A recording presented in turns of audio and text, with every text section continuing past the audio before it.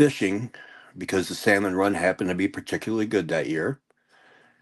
And as he's trolling around trying to look for a good spot, he's watching his fish finder, just enjoying the afternoon. And all of a sudden, it's actually so boring that and beautiful that he just kind of gets lost in the atmosphere of it all and kind of mind drifts away. And then he hears a beep on his fish finder.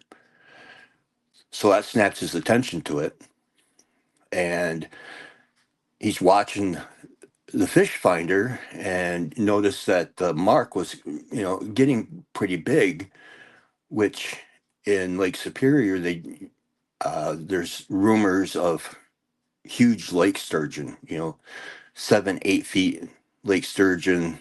And for sturgeon, that they can actually get that big. They can actually get the white sturgeon can get up to 20 feet. Yep. So there's some huge fish. And his heart started pounding because he thought maybe he was going to hook into it, one of those rumored great white sturgeons and get himself a record, or maybe a huge muskie, which he wasn't equipped for either of them with his fishing rod. But as he's watching the finder, it was almost too big. And all of a sudden, something, he can see a shadow coming toward the boat. And something gave his line just one big yank and let go. And as the shadow continued toward his boat, he saw what appeared to be what he could only describe as, it looked like pointy ears sticking out of the water.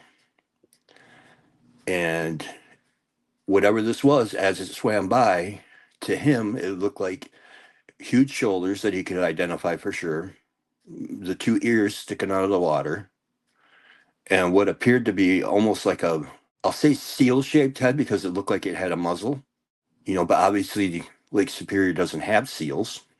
As that thing swam by, it never did surface, but he estimated it to be somewhere between 7 and 8 feet long and massive shoulders. It was incredibly wide, and it just continued to swim off. And as it got a little further in front of the boat, the ears actually went under the water, and he never did see where it came up.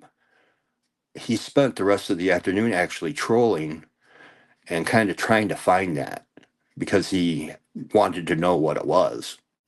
So he continued the rest of it for about an hour or so, and then he lost his nerve, and he put the boat on put it up, and went about his business for the day.